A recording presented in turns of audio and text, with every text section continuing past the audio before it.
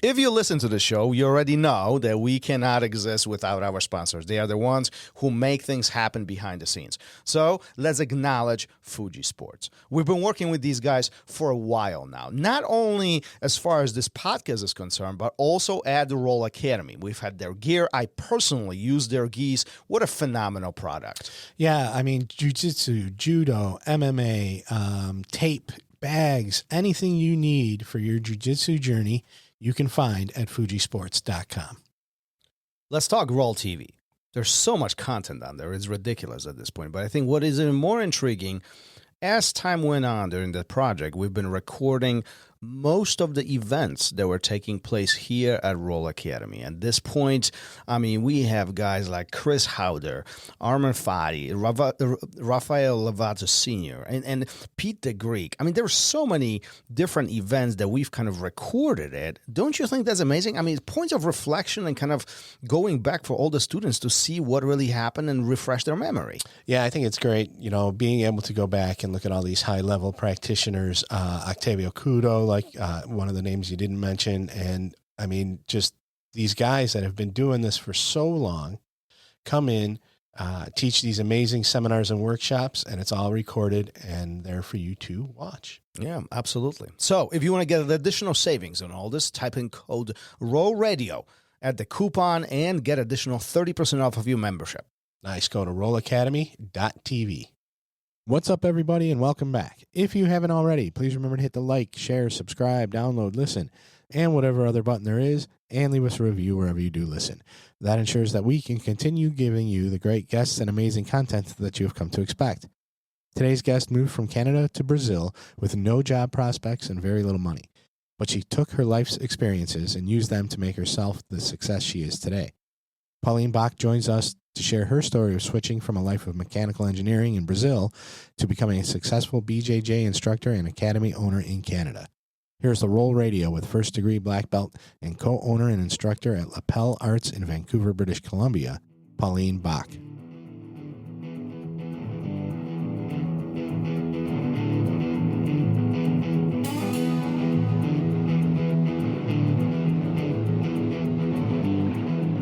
Welcome to RŌL Radio.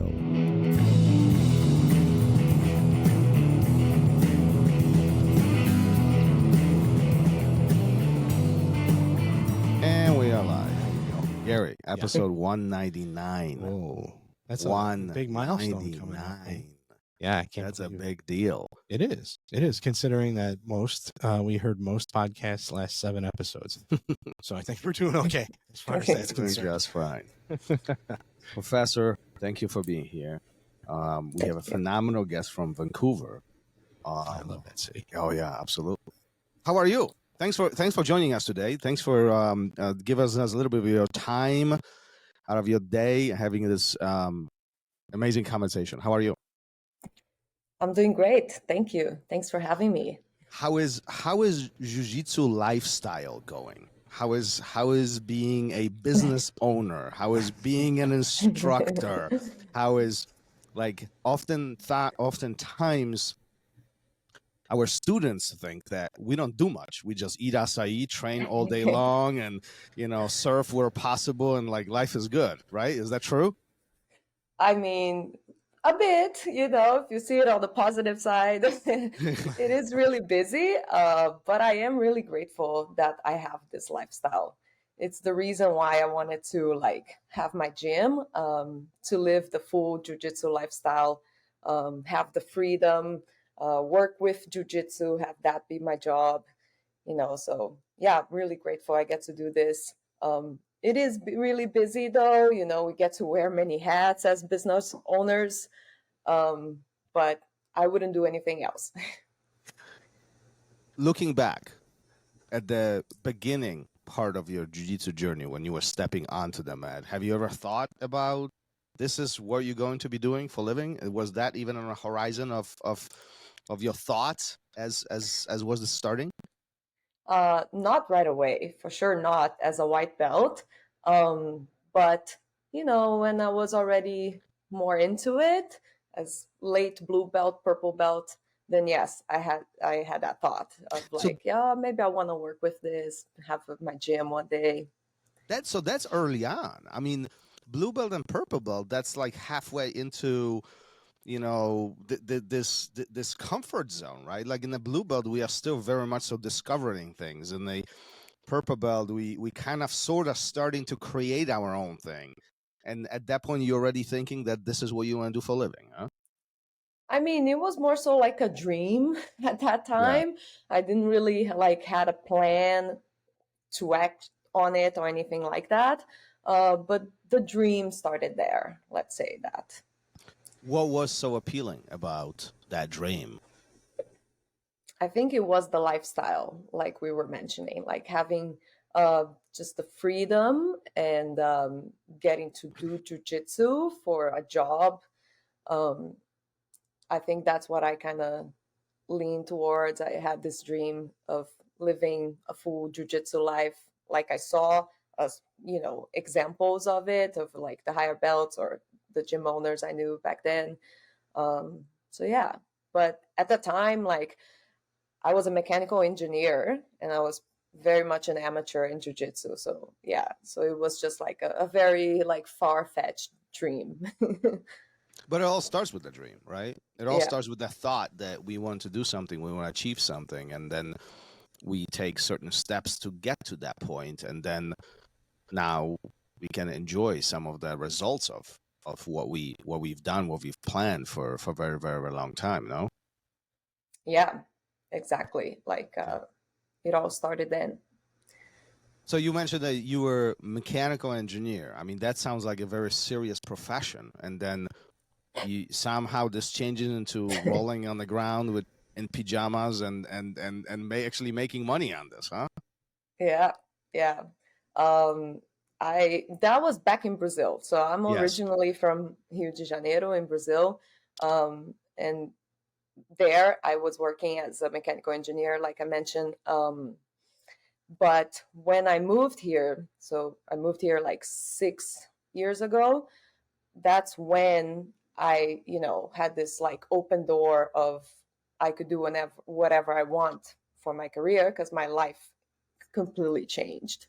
And so that's when I was like, okay, am I going to be an engineer? Really? I didn't have a job. I came here without a job. I came here just with my permanent residency, Mm-hmm. but no plan job wise. So that's why I had the opportunity to completely change paths. And we'll talk about that in a moment. But first, before we get there, let's rewind this to the beginning. How is all this starting? How is this jiu-jitsu? How do you stumble upon jiu-jitsu? Everybody's story is different, yet there's this beautiful thing. We start and then we just can't get rid of it. It's stuck. Like we get just sucked into this. What was your story getting stumbled Yeah. upon? So I was still in university. I started jiu-jitsu quite late, like I was 24, so as an adult. It was like, I was graduating from mechanical engineering. And during my university, I was in Taekwondo a little bit. Mm. And I did Taekwondo as part of my graduation, as part of the engineering Really? program. Yeah. Hold on. Yeah. I didn't know That's this. very interesting. Yeah. So And they make as far as I understand, Taekwondo is not that popular in Brazil, is it? it's not as popular, no, not as jiu-jitsu. Right. But so that's how it was in my in university. They make you, if you're in the engineering program, do some credits that are like completely like another thing than engineer, like completely outside of math and science. Yeah. So like arts or sports, things like that, language. So I took some credits that was called like combat sports. And I didn't know what it was, but I was like, combat sports. Yeah. I was always like kind of like sportsy or into workout, was always very like athletic.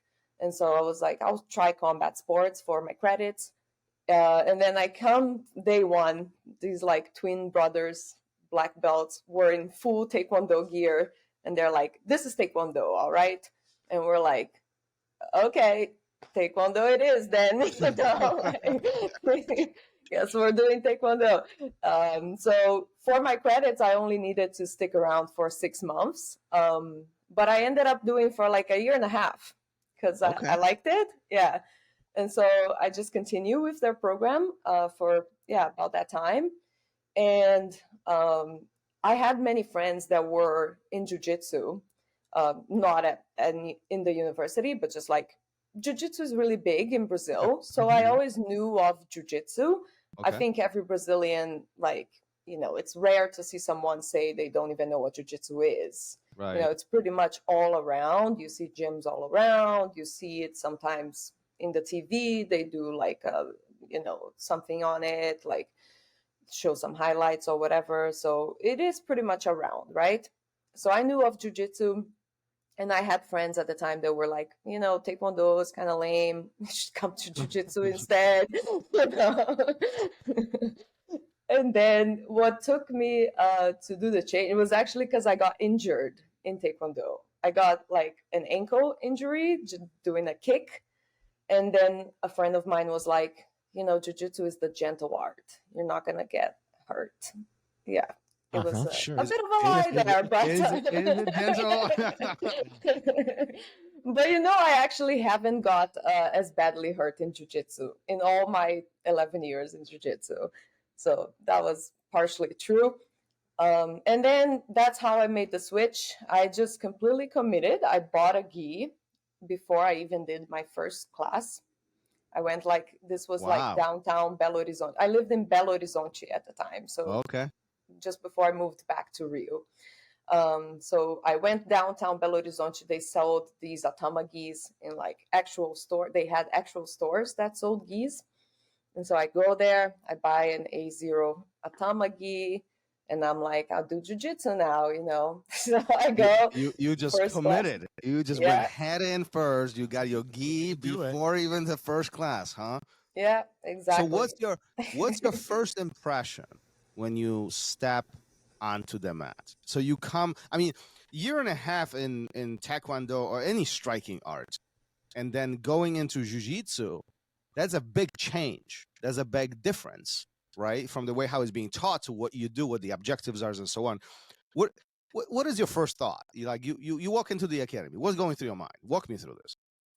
I knew kind of what to expect because I knew what it looked like. So I wasn't shocked or too surprised with it, but I was a bit like fearful of trying with other people. And what's interesting is that my teacher, he didn't allow me to even go with someone in my first day. All I did for my first class was just solo drilling, like hip escaping and bridging and watching. That's all I did. Wait a minute. You got yourself a gi. Before your first class, do bridges, and you do hip escapes and bridges. Okay. Yeah, all right, exactly. Fair enough. That's how I started. Fair enough. Okay.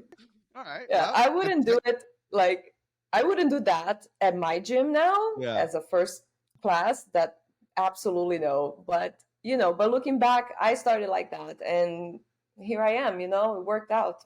But it made you come back for more, right? I guess that's the most important part, right? You wanted to come back for more, and you starting to explore this, right? And after having a year and a half of striking experience, what are the differences that you're noticing? What is the big striking things?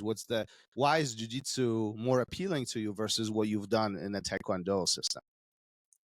I think in the Taekwondo, it was way more like martial arts in a way where you do the moves, but you don't really have real combat, at least in my classes, it was more about the drilling than having real matches. And in Jiu-Jitsu, it was like, oh, okay, this is real. Someone's going to fight me back, And then I think that's what I thought was more appealing because, it made the whole thing, even for self-defense, it made more sense for me. Or, just that I would have more reality in the matches, have a real match against someone. Do you find it as appealing or as more challenging? I mean, as a female, that's number one. Two, your stature is pretty small. Like Yeah. you're not a like I A0. don't want to be right. I mean, like I don't want to offend anybody, but you're a smaller person. Like it is what it is, Yeah. right? And then obviously there's this physical contact that takes place versus from where you come from. It is by far less physically engaging. Do you find it more appealing as a challenge, or is that does that turn you off? No, I found like I liked that challenge. I must mention too that in my first class there was a black belt woman on the mats. And she was very, Oh, very A lot of people don't get inspiring. Yeah. Yeah. You got When I lucky. first came, yeah. You are So I got to see her. would you consider yourself a lucky person from that perspective? I mean, today many women walk into the academies, there is no women period, let alone having a Yeah. female black belt. Yeah, exactly. I was very lucky. Like in Brazil, I think it was more common, at least, because the chances were higher that you would Yeah. see women. But to see a black belt woman at that time, this was 2012. So yeah, I think I was lucky. I was lucky she was there, and she definitely inspired me. Like from class 2 on, when I started having partners,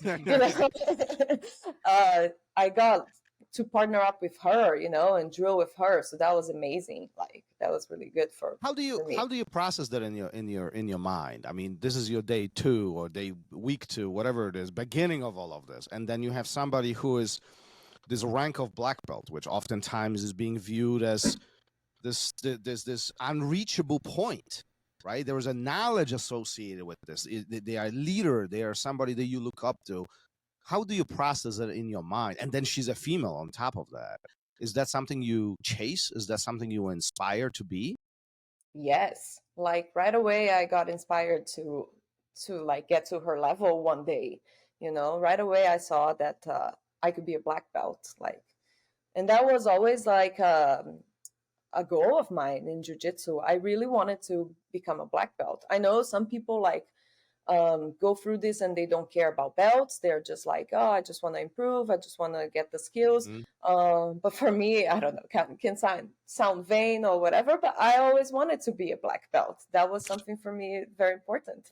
What is so special about being a black belt to you personally? And you are right. Many people, I don't care about the belt. Matter of fact, like I've experienced as an instructor, I experienced sometimes where you do think that person should be a certain rank, and they don't think of them that way. They think they should be less, or they don't want that promotion, right? And you speak about this the opposite direction. You talk about this is what I want. This is my goal. This is something that I chase. This is my path. What is so appealing about it? Why? I mean, back then I thought it was just extremely cool. Like I didn't. Fair enough. Yeah, I didn't know exactly what all that entailed, right? But Right. just as a beginner, I thought it was really cool. Like, oh, martial arts black belt. Also, from Taekwondo even, I was already kind of inspired to get in that sense, like by the martial arts mastery or whatever Mhm. like that. And then in Jiu-Jitsu, that just continued. But nowadays, like I would say, the black belt, just there's way more to it that along my journey I got to realize, right? What it represents. Like it just represents your whole experience. Like, and we know how long it takes in jiu-jitsu, so that's why it's like so valuable, because there is so much that went into it, right? So many years of experiences that went into it for you to earn your black belt. So yeah. So at that point, at the beginning of all of this, you meet female black belt. She's an inspiration to you. She's, somebody you look up to, and then somebody you admire, perhaps one day to be what she represents. Do you realize how long and the effort that takes to invest from ourselves to achieve that level? I mean, are you processing that at that time? Like, what's going through your mind? Or is it more just very, general? I mean, I think by the way I was struggling to do hip escapes, I had an idea it was going to take long, you know. Yeah, I mean, I think I could sense that it would take long just because, I was always very athletic, so I wasn't the worst person starting, but I could already recognize that, like, oh, this is going to take me long to look like her, It's like, And you don't give up. no, I was motivated to, like, acquire all that skills. Yeah. What's interesting, I'm curious what you think about all this, is as new students come into the academies, and now you have your own, so probably you see a lot of this, they, want to learn a new skill. Often they have a goal, whether that's self-defense or getting, in certain physical shape or whatever the personal goals are. But somewhere deep inside, we all look up to those black belts, to those instructors, to the leaders who are on the mat. But oftentimes we ignore the fact of how much work it takes, the effort, the length of time, specifically in Jiu-Jitsu. Jiu-Jitsu is like, unlike any other martial art. I mean, all the other martial arts, make fun of them or not, it doesn't matter. But the length and effort to achieve rank of black belt is significantly shorter than what we're experiencing in Jiu-Jitsu. Why do you think we underestimate all of this? Why do you think that this desired rank of black belt, this skill, this mastery, as you described it, we want it, but we underestimate the amount of work that it really takes to get there? Yeah. I think we only realize as we go, maybe. Like at the beginning, maybe it just seems like a far skill level to reach. And then we're like, okay, but just keep doing what I can. And then, yeah, I think maybe as we grow, like now we reach blue belt and we start to realize, okay, there's way more to it, even though I already climbed to blue belt, and then you reach a purple belt and you're like, I'm still far, from my teacher. So maybe it's like a step-by-step process. And then that's why we got to stick to it to see the end of it, pretty much. Is that what you tell your students? Just stick to it. Just stick it out. Just keep coming. Don't even think about letting go. Yeah, I mean, I always say, like, if you see the benefits, you're having fun, you love jiu-jitsu, then don't stress too much about if you're gonna get to a certain level or not. Like, just trust the process, right? Come, do the work, and it's all about the consistency. So at some point you move to Canada, you pick up your stuff, and you just move to a different continent. What makes you make that move? Is it the opportunity, or is it other reasons? I mean, I think it was more so because Brazil's corruption and violence, that was like a big reason for me to want to leave Brazil. So it didn't really have to do with career or anything like that, because I came without having a solid plan. What I did was I applied for my permanent residency from Brazil. So I came already with papers, but no plan. People do the opposite usually. They come to study or to have a job, and then they go after the papers. But yeah, what I did was the complete opposite. I got papers. Why? I mean, at the time, that seems very I don't even know how to describe it, but it kind of, in a way, crazy. Yeah. Does it expedite? I mean, I was unemployed. Huh? Yeah. Does it expedite the process? Does it make it faster? Just apply, so you're not applying for schools, you're not applying for jobs, you're just going straight for the goal, the target, right? Yeah. Yeah, exactly. I didn't want to have visa problems. I wanted to come. When you come already as a permanent resident, then you have like all the doors open pretty much, because you won't have trouble getting any sort of job. anything is possible. Even staying here without a job was possible. So that's why I wanted to have the paper, so I had freedom to do whatever I wanted here in Canada. I get the paper part. Like, I get that part. But still, you picking up your life, you moving across the ocean to a different continent, and you don't have a plan. Like, what's going through your mind? Like, I guess there's reasons you want to leave Brazil, and I see there's an opportunity in Canada to eliminate some of the friction that you have in your personal life, right? Like, there's an opportunity to live better. And I get that. I've done the same thing. I was born in Poland. I came to US because my dad was here, new opportunities and so on, right? But it just walk me through what's in your mind. Like, you literally lift your life across the other continent. Yeah. So I was unemployed in Brazil at that time because like I was in the oil and gas industry with my dad. He was also an engineer. We worked together. But then his company started having a lot of trouble when Brazil entered like a major oil and gas crisis related to corruption in the government. And so I was without a job. My dad was struggling. So that was that too, that my life there was a little kind of stuck. I was like in a stuck moment. I was like, okay, I don't have a job. What am I doing? You know, at the time I was just really invested in jiu-jitsu, but I also knew that in Brazil would be really hard for me to work with jiu-jitsu, you know, because having a business in Brazil, just to start with whatever business is harder. It's more bureaucracy, and with the economy, all of that. So I kind of like wanted to move, and I've already lived in Germany before for a year. So I always had that idea of like living abroad, you know, like I had pretty good English already, had the experience of living abroad for a year. My life was stuck. And then I was like, okay, I want to go somewhere.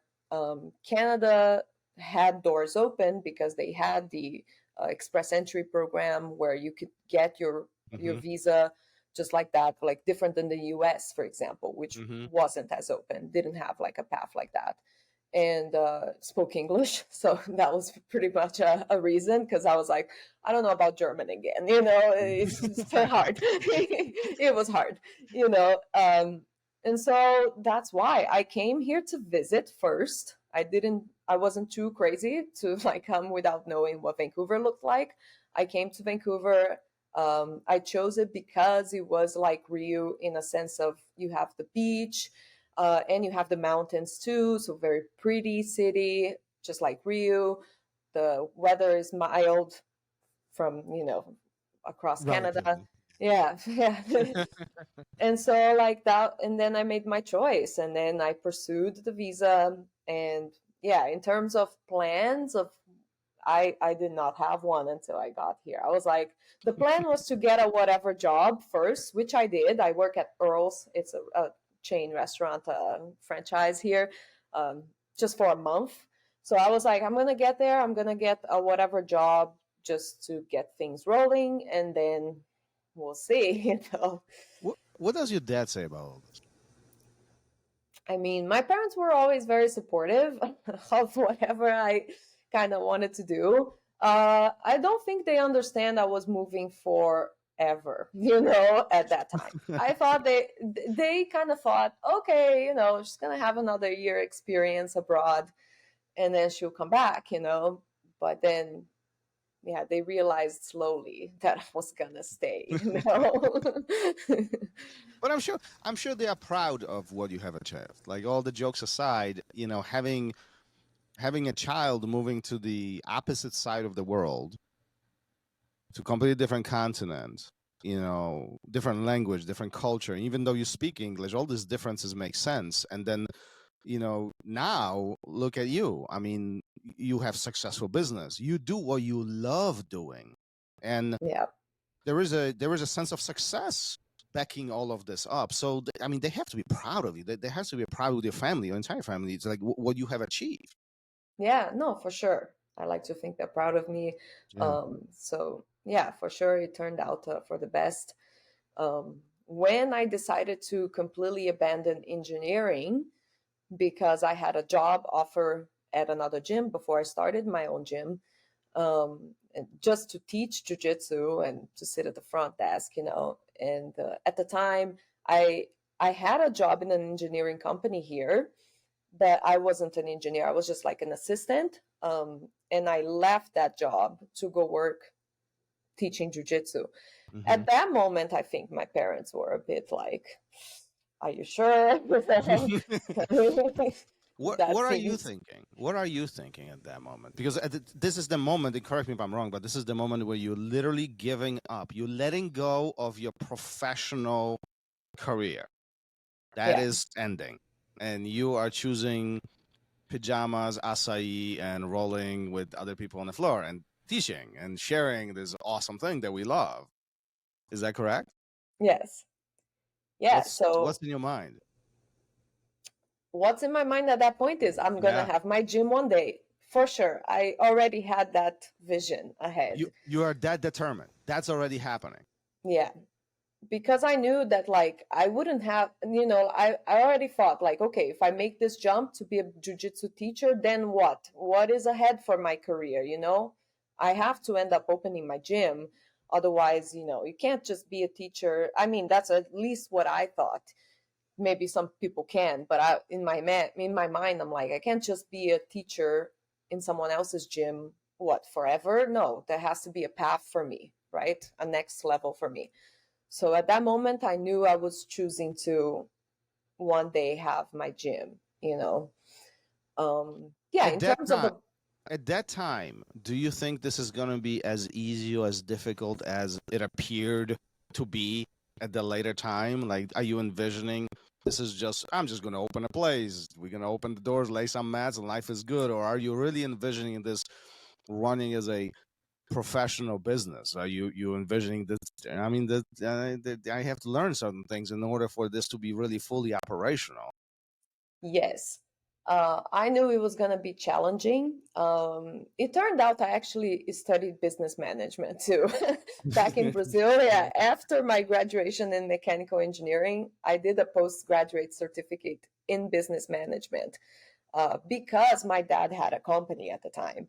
So that was why I went into business management. But then, here I am now. So it turned out that I went to be a business owner myself um, in jujitsu, which was completely different than the original plan. But yeah, so I knew it was going to take a lot of planning.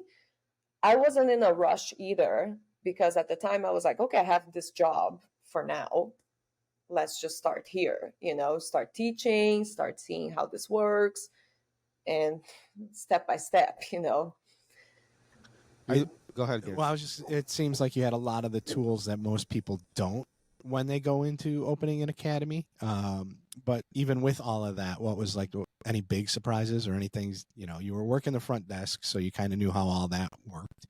You're already an instructor and a high level instructor. You've got a business certificate. Was there anything that was like that stuck out that even with all those tools was really a big surprise for you?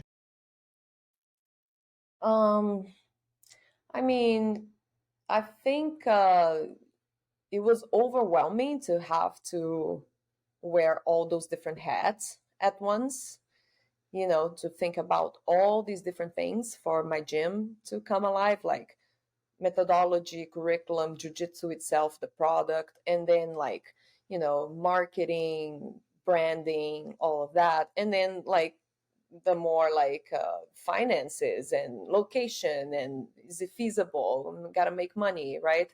Like all those things all came at once, right? When we were like putting this gym together. So it was a lot of different things to try and focus at the same time.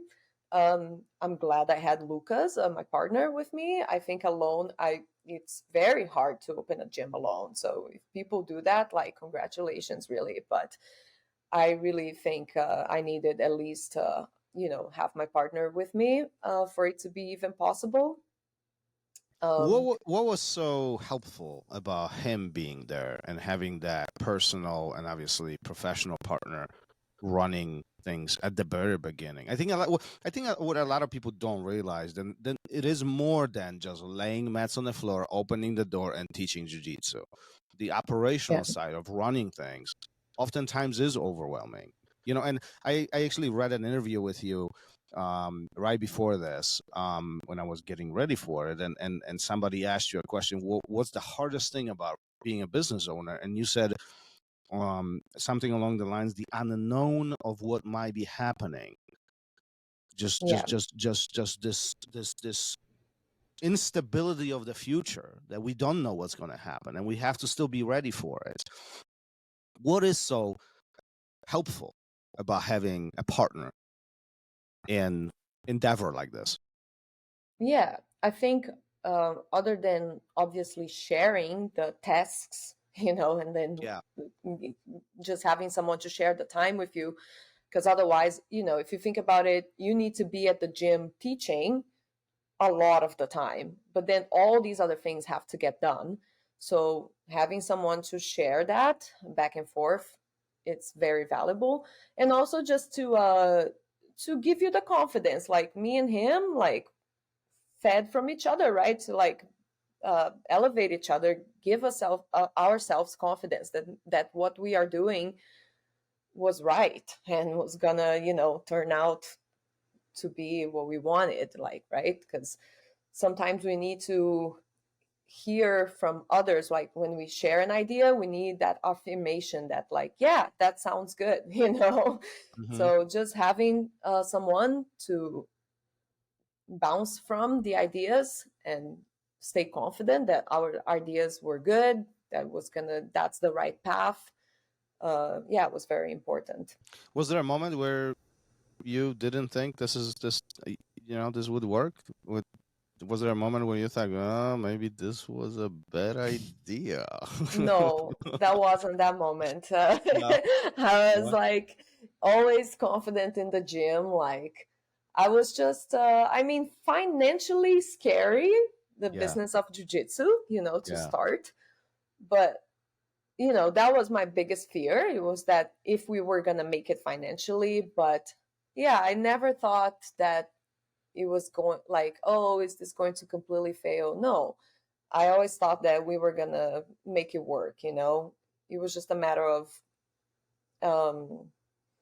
I don't know, doing the task, doing the step by step, and confidence that slowly growth, it was going to be a slow growth like that.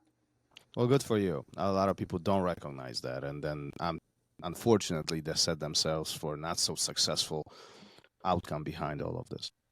Let me pivot this a little bit. Females in jiu-jitsu is a growing component these days. It's getting more popular, more ladies train, and I personally think that's fabulous. I mean, every female should train, in my opinion. But when you were starting, you were lucky to have the black belt female on the mat who inspired you, who pushed you, who showed you that's a possibility. Many women today don't have these opportunities, and thanks to people like you, those doors open. But why do you think there is this hesitance from a ladies population, from a female population, to even begin training jiu-jitsu? And many of them actually do know that this could be beneficial. I'm not even talking about the self-defense, but there is this mental aspect to all of this. There is a obviously physical component for all of this. And if I understand correctly, you also a personal trainer, so you understand the mechanics of human body, and you know what physical movement does to all of us from a mental and physical perspective. But yet there is this big hesitance, I feel like, at least, and correct me if I'm wrong, but why do ladies question themselves before they walk into the Jiu-Jitsu Academy? I think it's still very intimidating, right? Like all the physical contact. And I think it looks pretty difficult in terms of exercise, even not even talking about like, the mental, like breakthrough of being close, but just as an exercise, it looks pretty physical and demanding. So it is very intimidating for most women. I find. And that's why taking that first intro class, to realize, oh, okay, I can do this. That's where it's at, right? After you get your foot in, I think it becomes easier and easier, but a lot of women don't even want to try in the first place, right? So how do we convince them? How do we create an environment? Because I would imagine so that there's a lot of also depends on the environment they walk into, right? Like that needs to be not only, and this is not only women, surrounding women only, but I mean, a lot of men are hesitant about stepping on a mat too, right? And the environment they walk into really sets them for success. Yeah, exactly. So it is very important for us to create this like welcoming environment at the gym where people are like taking care of each other, people are friends, people, the instructors are professional too, having proper uniform, proper like cleanliness of the gym, like all these things, like the looks of it, and also like how people are interacting, how the instructors are leading, like all of this is very, very important. So for us, this is something really important at our gym. We always want to make sure that the environment is really welcoming, and everyone that steps in and have a class with us, we want them to have a good time, So why doesn't everybody do that?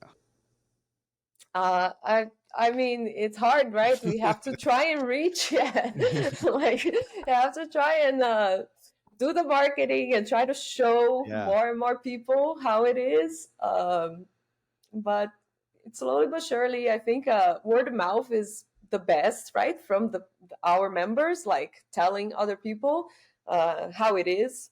Otherwise, people don't even get to see, how this could be, how jiu-jitsu could be for them. Yeah. But I mean, it's unquestionable that jiu-jitsu has grown in the last 5-10 years in a tremendous way. I mean, it's just exploding. And I personally think we are at the beginning of this. This is going to continue growing and growing, especially when we're speaking of female population within jiu-jitsu. I mean, it's getting more and more and more, really more popular. What do you think would be the next tangible step that we can take this to make this even more available to everybody?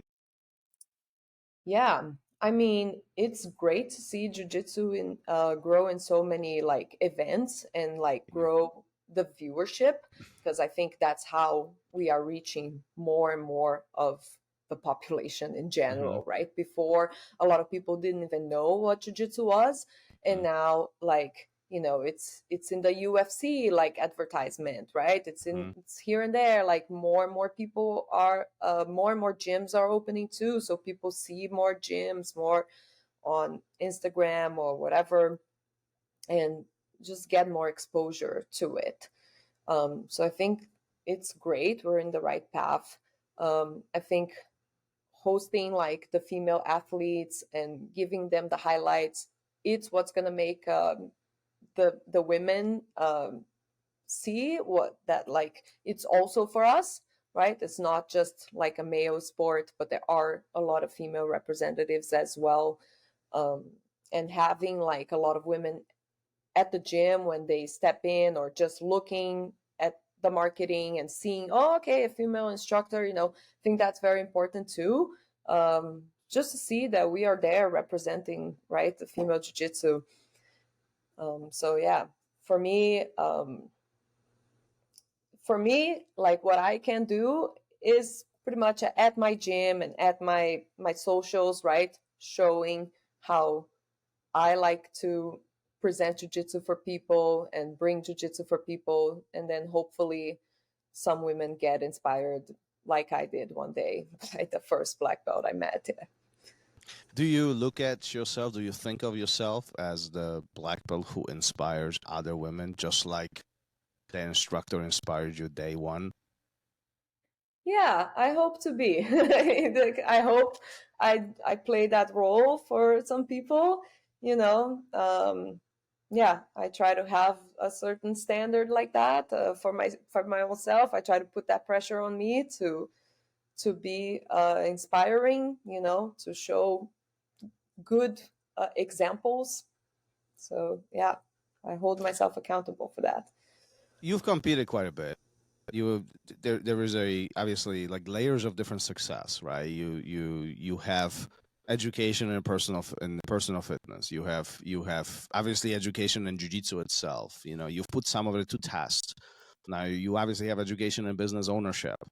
You put some of that to test. Do you find these points of these challenges, these tests all throughout our life as important points in order for us to grow, in order for us to succeed? How do you look at that? Yeah, like having all these different experiences. Mm. Yeah, of course. Like I think all these different experiences is what made me be what I am today, right? So everything was important up until now. I think even like being a mechanical engineer, super important. I wouldn't change that. I wouldn't have chosen like, oh, maybe start teaching earlier and just having the jiu-jitsu career. I think that, what I had before brought me here to what I am now. So yeah, I think all of my path made me be who I am now. Have you ever thought about where would you be and what your life would look like if you didn't move to Canada? I do think, yeah. Sometimes I think about that, but no, I don't regret it at all. There's nothing I would have done differently, and I don't wish to go back to Brazil, like just to visit. But I would never move back. Would you go back to Germany? You want to go back to think Germany? about that too sometimes. I'm like, Yeah. oh, should I have gone to Germany? I mean, no, I like Germany too. Hope I go visit more, but I'm very happy to be in Canada. Awesome. What is next step for you? Where do you envision? It seems to me like even though your original move was really unplanned in a sense of execution, as we having this conversation, I can't help myself to think that there is a lot of planning that goes in your head. Nothing is random in the sense of what you're trying to achieve and the milestones and goals you have in your life. You think about it a lot. It's pretty visible. What is next? What are you chasing at this moment? I mean, a lot of people look up to you and say, well, she's the luckiest woman in the world. She jiu-jitsu black belt. She's pretty smart.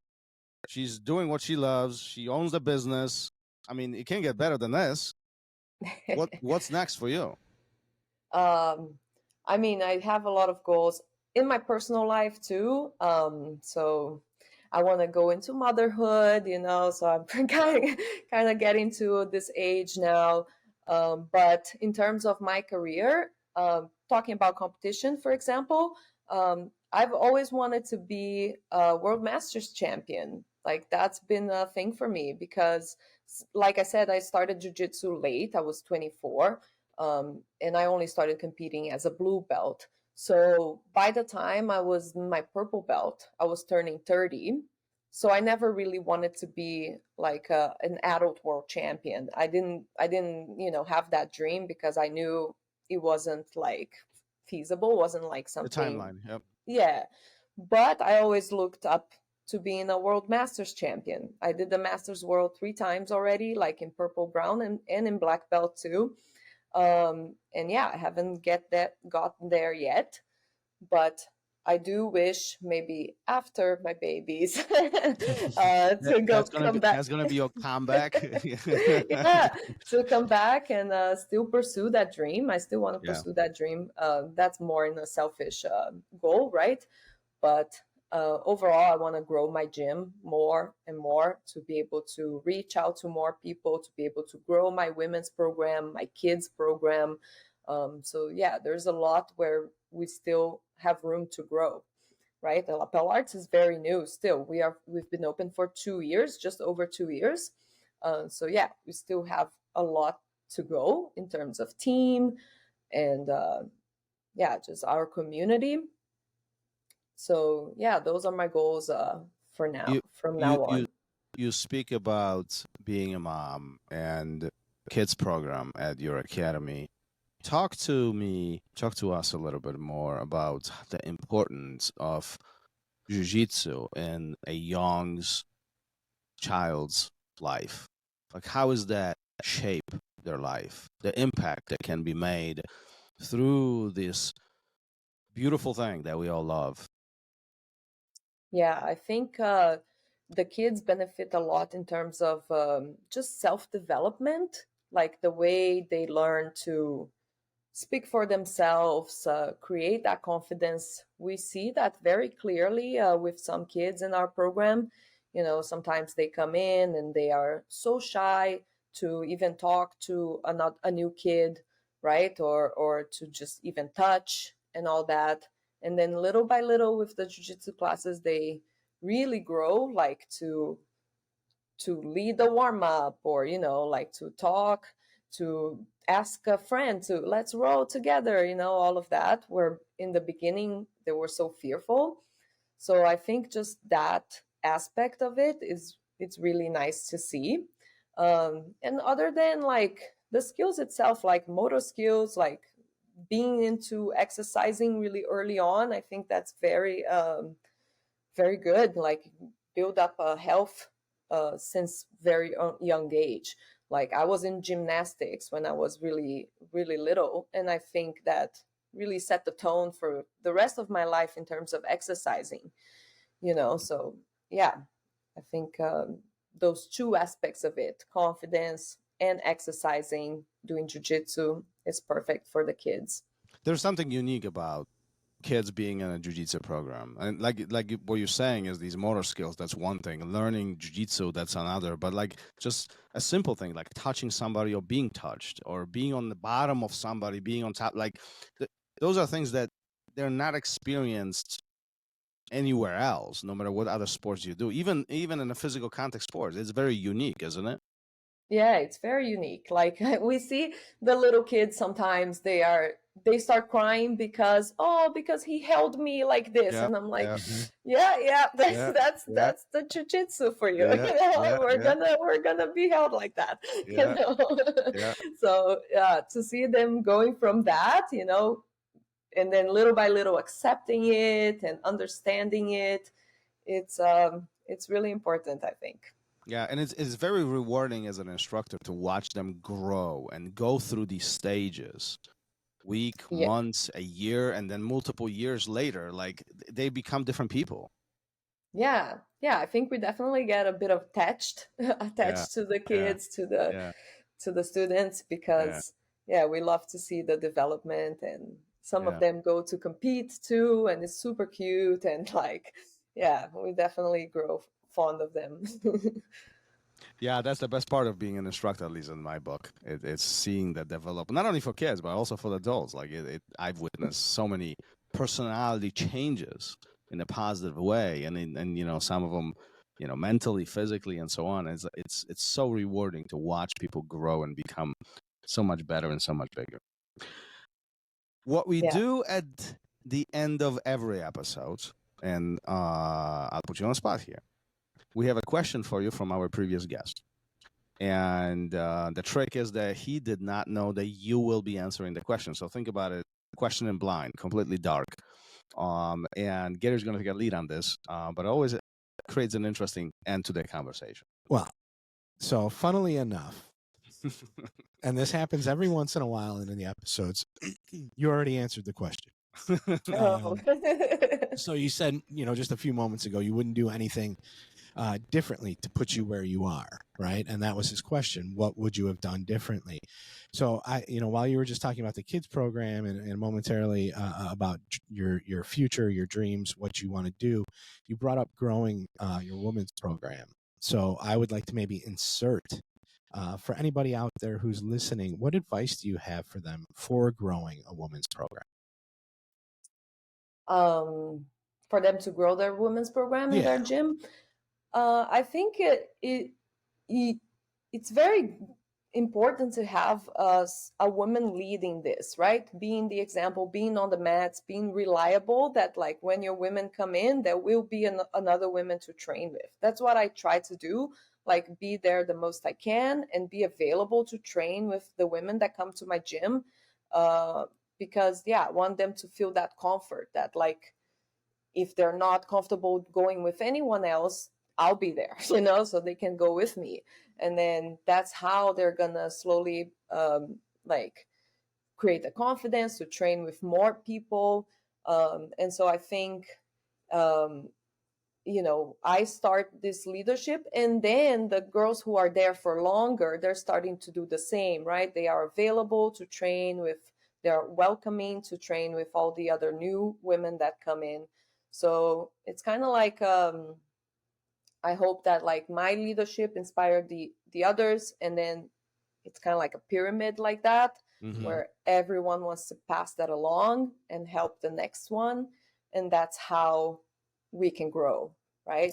I do make sure I have a time for women's only class too, because that's when we all come together. Otherwise, we're spread out in different classes. So the Sunday class that I run, the women come together, create the bond, create the friendship. So yeah. Some out there believe that women should train only with women, and their separation between men and women should be more present. What are your thoughts on that? I think we can train with everyone. I've always trained a lot with men. But I do think we should be training with women, like we shouldn't be avoiding the other women. It could be like that too sometimes. Like some women could be more competitive against other women and sometimes have more friction there. But I think you guys are more competitive than guys. Some of the women that are just killers, like I mean, but that should be a positive thing. We should see this as something good, right? Because then we have like a positive competitiveness, and that's how we're gonna get better. So yeah, I think women should try to train with other women because it's more realistic, right? It's like the more realistic scenario. So that's how you're gonna grow your skills more, because there isn't an element of the guy is allowing you or, is toning down his pace for you or something like that. Women with women, especially around the same size, that's when you can see the reality, and so that's why I encourage for you, like, try to be competitive, try to win. Of course, like the level, the skill level is also like an element. Me as a black belt, I'm not going to go and fully smash the new white belts, right? I have to bring down my pace to give them a chance to work. But still, I like to show, like, this is what you have to aim for. So I would like to show them my level too, like give a bit of more of a smash or submit a bunch of times for them to see, right?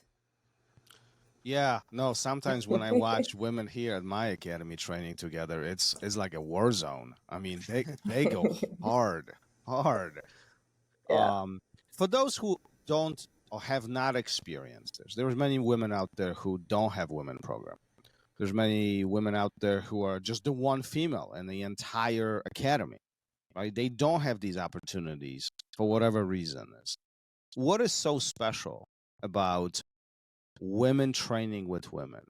Talk to me about this. Like, I have no idea about any of this for obvious reasons, but you do have an insight. You have created something that many don't see. Talk about that a little bit. I think obviously it's way more comfortable in terms of being close and touching. At least for me, that's how I see it. Like other, like big guys, very intimidating. Another woman, you relate, right? As someone just like you, like on the mats. Like you think, they probably have the same fears as you, and they're probably, with the same kind of challenges as you. So it's someone that relates with your experience in jiu-jitsu, and that's why you can exchange. It's very beneficial to exchange the experience, right? And so we should be trying to like elevate each other, make each other better, make each other more prepared to go against the guys too. Literally like train each other so that we can all grow better and be better in jiu-jitsu. You are just developing army to destroy. I was just gonna say they're gonna make each other meaner, and we're gonna be in a lot of trouble. But like I said, this is, you've created something unique, and some don't have these opportunities, and I think it is really important to have that not only platform to train, but also that small community of women bonding together and really supporting each other. Because, I mean, let's be honest, Jiu-Jitsu is not easy, and it's complex. There's a lot of layers behind this. It takes a lot of our mind to really understand it and execute it correctly. And then if there is this weight or strength differences, sometimes those things could be discouraging, no? Yeah, it can be discouraging. It can make you simply like not like jiu-jitsu after Yes. all, if you're doing it and it's always like just this struggle. You always have that feeling that like none of my technique or none of my jiu-jitsu work because my partner is just much bigger and stronger than me. Then you get too frustrated and you end up not liking it anymore. That's why people quit, I find, right? A lot of people quit because of that. So going with other women where you have better chances, just physically even to execute the moves and all that, and creating the friendship too, because sometimes even if you're struggling, you're getting frustrated with jiu-jitsu, but then, it's going to be a good time because you're going to get to see your friends. Then that's what it's going to keep makes you it better. coming. Yeah. Yeah, that makes it better. Yeah, for sure. Well, let's hope all of this continues growing, especially for you. I mean, 2 years in, you are just the beginning of all of this. This is just starting, and I say enjoy it because I mean, this year we have a 10th anniversary for my academy, and Nice. things are very different than 2 years in. So enjoy it. It's a really, really, really cool ride. As we slowly coming to the end of the conversation, if anybody wants to reach out to you, particularly any of the females who are listening to the show and want to seek advice or perhaps having a connection with you, where can they find you? What's the easiest way to get in touch with you? Yeah, I'm on Instagram at Pauline Bak. Also, my gym is on Instagram, Lapel Arts. So you can always reach me there. I also have my gym's website, lapelarts.ca. It's me who responds mostly of the chat and the emails. So yeah, you will reach me if you email us. So yeah, we're just online like that. Yeah. And again, to all of you guys who are listening to this right now, you want to connect with Professor Pauline, feel free to do it. I encourage you to, with a brilliant mind, with a lot of experience, and this positive attitude just radiates from you. Like, I love the attitude that you bring to the table, always smiling. I love it. Gary? Yeah, all the same. And I just think that you brought up living by an example, and I think it's great. I think it's great for the kids. It's great for anybody who's involved in your program. Research for this, we always look at their Instagram, we look at their academy's page, and it just seems like, you're doing it all right. So congratulations. And I'm sure, you'll be celebrating your 10th year anniversary in 8 more years too. I see, things going well for you. So congratulations on all of it. You're welcome. Yeah, thanks very much. Professor, let's wrap this up for today. We'll give you your day back. Again, I appreciate you being here, sharing your life story, your advice, your philosophy. I mean, we need more people like you on the mat for all of this to be just beautiful and continue growing as it has been so far. Thank you so much. Thanks for having me. It's great. Thank you for listening to RŌL Radio. If you enjoyed the show, don't forget to leave us a review and help us make the show even more amazing. For future episodes, check out our website and follow us on all major podcast platforms. Take care.